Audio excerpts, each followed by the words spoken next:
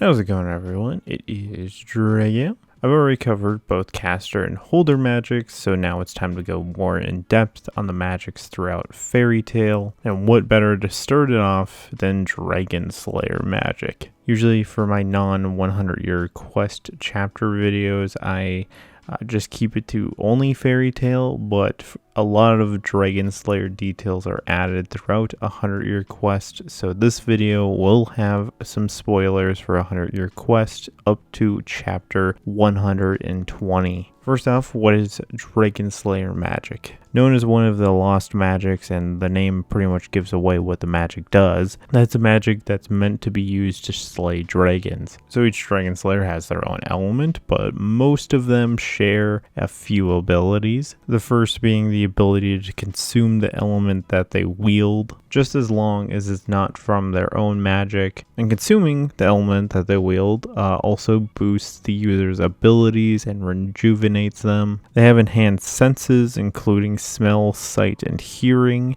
The best example of this being Natsu being able to track Urza during the Tower of Heaven. When she was literally miles away from them, he was able to follow her scent all the way to the Tower of Heaven. The most essential ability to being a Dragon Slayer, which is motion sickness, which they pretty much all get severely motion sick when on a moving vehicle, making them barely able to move. But riding animals or flying an Exceed doesn't cause them to get motion sickness. So all the Dragon Slayers are sectioned into generations, and there is 5 total. Starting off with Generation 1, Gen 1 Dragon Slayers learn their magic from actual dragons, gaining whatever element that their dragon bestowed upon them. For example, you have Igneel, he was the fire dragon, so Natsu can use fire Dragon Slayer magic. The most known slayers in this category are Natsu, Wendy, Gajiel, Acnologia, and Irene. I'm not entirely sure what additional things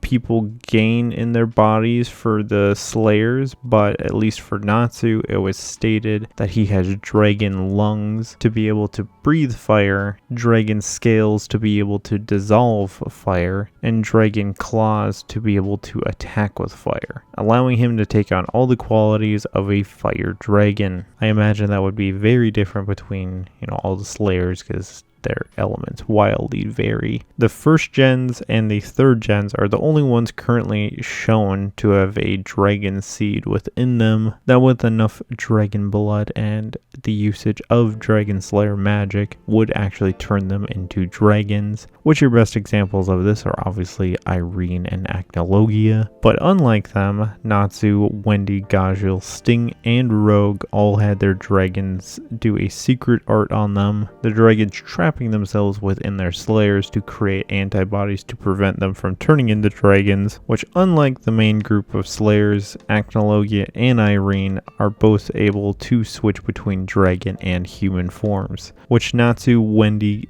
and Gajiel were all shown to be able to use Dragon Force, which varies in the abilities that each user gets, since all 3 get wildly different appearances while in the form. Dragon Force mostly just boosts their magic attacks and allows them to use abilities they weren't able to use in their base form, which compared to Natsu and Wendy, Gajiel gets more of a defensive bonus with his, because his covers his skin in iron.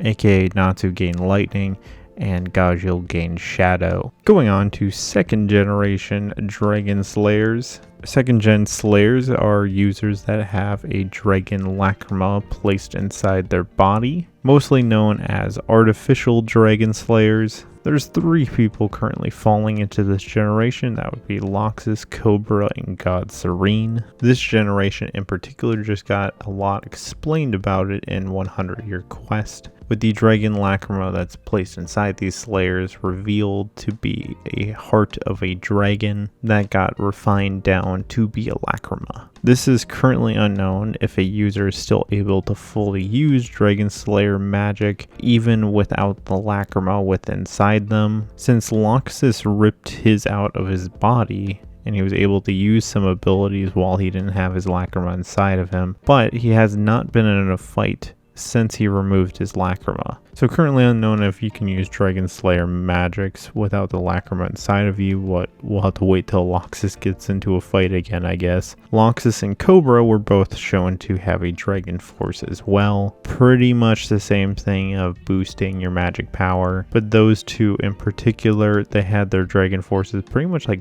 buff out their arms. Cobra's arms turned very scaly, and Loxus's arms just got scaly and very big. God Serene's pretty unique in this category because he has 8 Dragon Slayer Lacrimas inside of him, allowing him to use multiple Dragon Slayer magics. Going on to 3rd generation Dragon Slayers. 3rd gen Slayers are users that were taught by an actual dragon, but they also have a Dragon Slayer Lacrima inside of them. Sting and Rogue are the only 2 in this generation, and both of them also have Dragon Forces as well. And at the time that they were revealed, they got pretty hyped up that they could activate it whenever they wanted. I mean, Natsu and like Wendy can do that now. At the time, that was a pretty rare thing that someone could activate Dragon Force on will. Going on to 4th generation Dragon Slayers. 4th gen Slayers are robots that are created using Dragon Slayer Lacrimas. These were only shown in the Dragon Cry movie. Being a non-living being, they were strong and durable,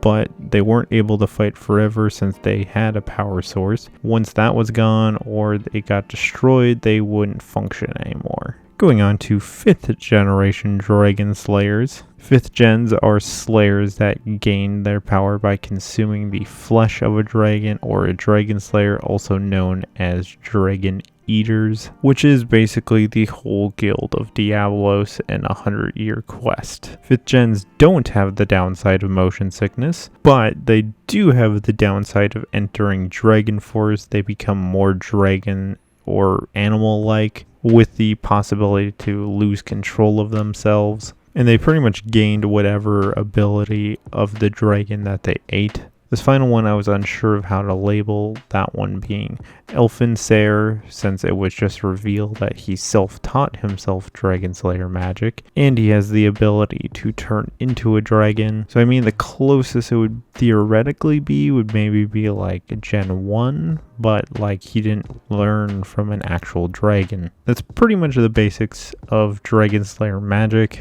I mean, obviously it'd be more in depth if I went into depth about each Slayer, but that video would be very, very long. Otherwise, what do you guys think of Dragon Slayer magic? Leave in the comments below. Thank you for watching, and this is Draco, signing out.